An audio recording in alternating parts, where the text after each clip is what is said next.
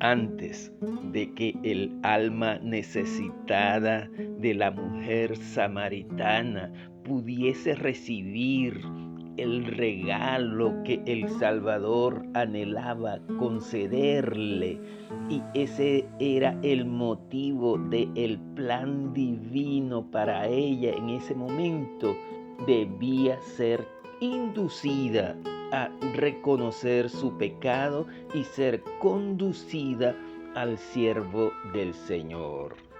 Ya lo había declarado el Señor, el Eterno, a través del profeta Isaías. No vale la pena que seas mi siervo únicamente para restablecer a las tribus de Jacob, a traer de vuelta el remanente de Israel. Te voy a poner además como una luz para el mundo, para que mi salvación llegue hasta los últimos extremos de la tierra. Fue allí que Jesús de Nazaret le dijo: anda a buscar a tu marido y vuelve acá. Ella contestó: no tengo marido. Así evitaba toda pregunta al respecto. Pero aquel extraño para ella le dijo: es verdad lo que dices, que no tienes marido. Has tenido 5 maridos y el que tienes ahora no es tu marido. La mujer samaritana tembló. Había una mano sobrenatural que estaba hojeando las páginas de la triste historia de su vida. Estaba sacando a la luz lo que ella misma había tratado de mantener oculto con todo el dolor y vergüenza que le ocasionaba. ¿Quién era este hombre que podía leer los secretos más íntimos de su corazón? ¿Quién era este ante el cual no podía esconder nada? Ella no podía negar nada, pero trató de eludir toda mención de un tema tan ingrato. Muchas veces fue engañada, otras víctima de su propia rebeldía y extravío. El corazón le empezó a doler como nunca. Había mucha culpa.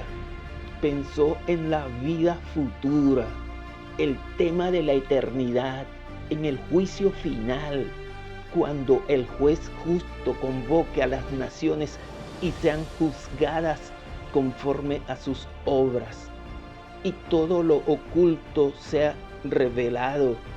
Su conciencia estaba siendo sacudida, así que con profunda reverencia le dijo: Señor, veo que eres profeta. Su alma agitada y confrontada por la convicción, trató de acallar la voz de su conciencia y sacó a relucir la controversia religiosa que existía entre los judíos y samaritanos, y se dijo: este profeta con seguridad podría instruirme acerca de estos asuntos que desde hacía tanto tiempo estaban en disputa. Con bondadosa paciencia, el profeta Jesús de Nazaret le permitió llevar la conversación donde ella quiso, mientras esperaba la oportunidad de anunciarle las buenas nuevas de salvación.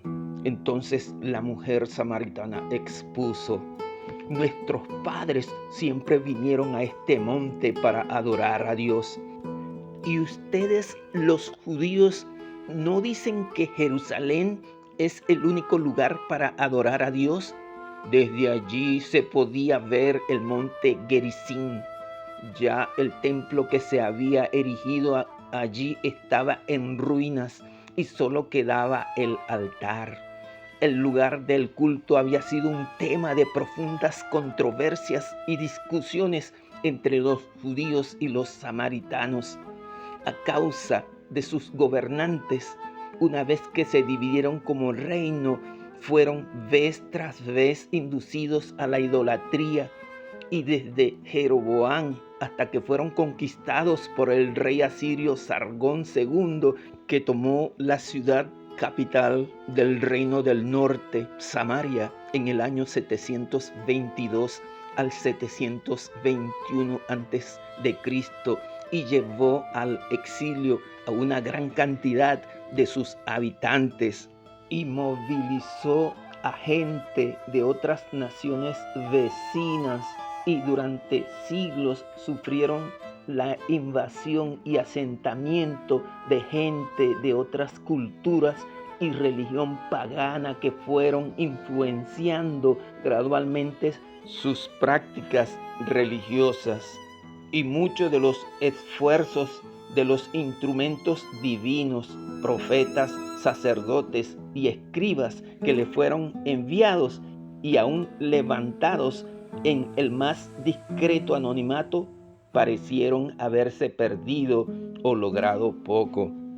Pero el Dios verdadero todopoderoso, que mantiene su pacto y fidelidad a pesar de la escasa respuesta humana, sigue haciendo llamados con las más tiernas súplicas de su Espíritu eterno, que invita, ruega y atrae a todo aquel que se encuentra lejos del hogar del Padre Celestial.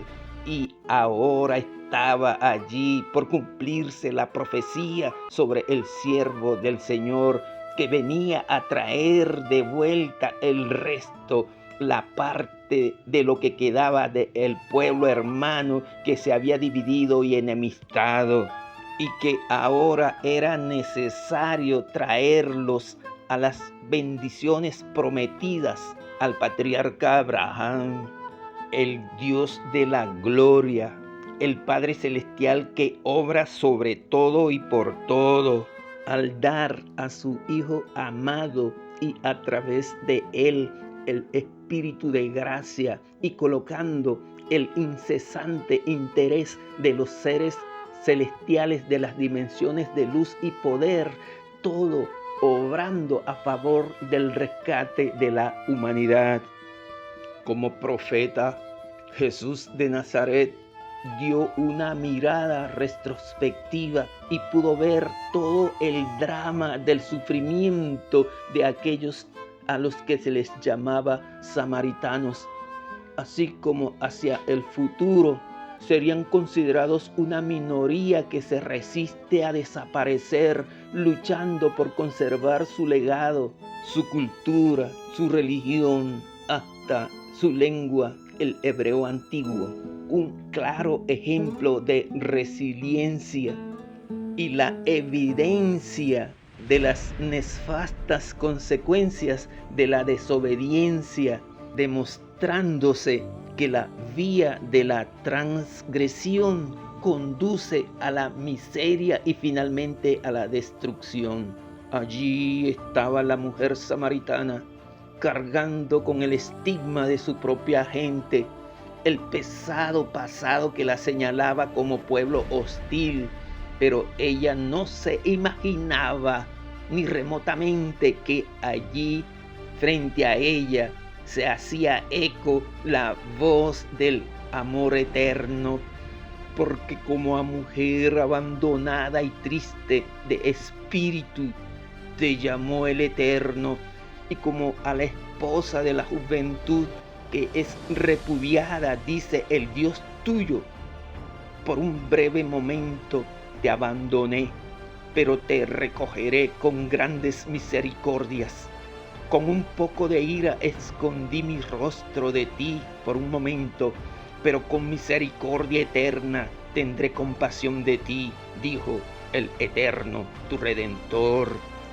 Entonces se dejó oír la voz del profeta Jesús de Nazaret y le dijo: mujer, créeme, la hora ha llegado para ustedes de adorar al Padre, pero no será en este monte Gerizim, ni tampoco en Jerusalén.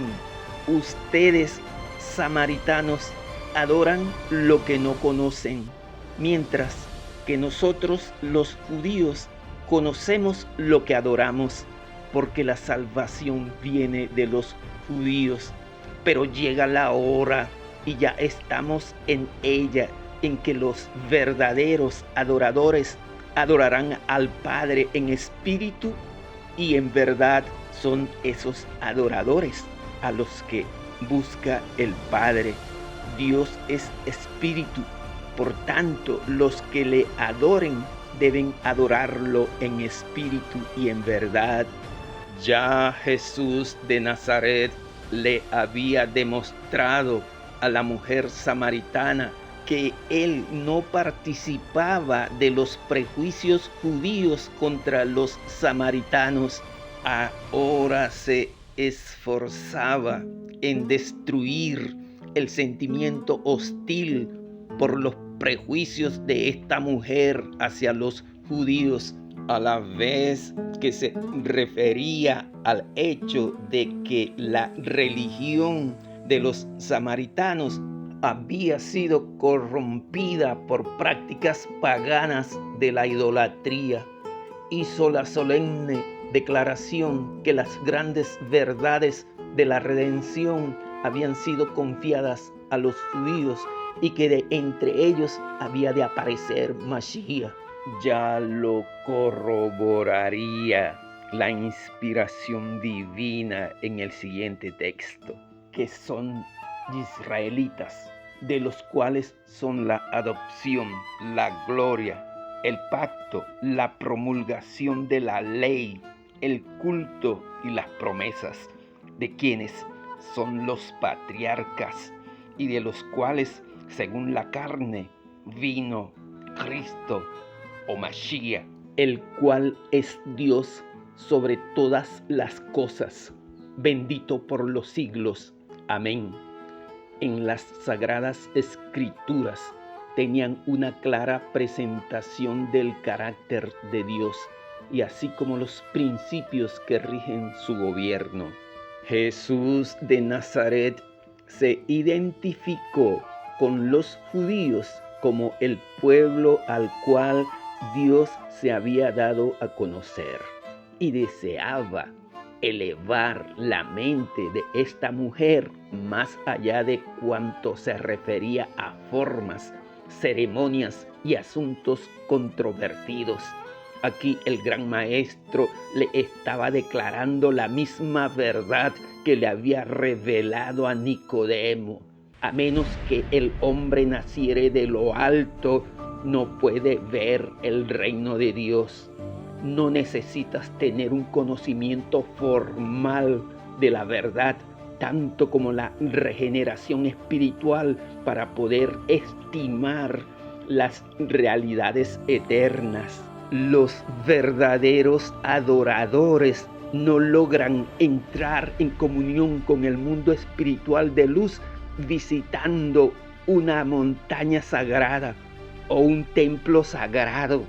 La religión verdadera no se debe limitar a las formas, a las ceremonias y el orden en que éstas se llevan a cabo, los rituales y aún las palabras que se deben declarar en el acto de la adoración o el culto.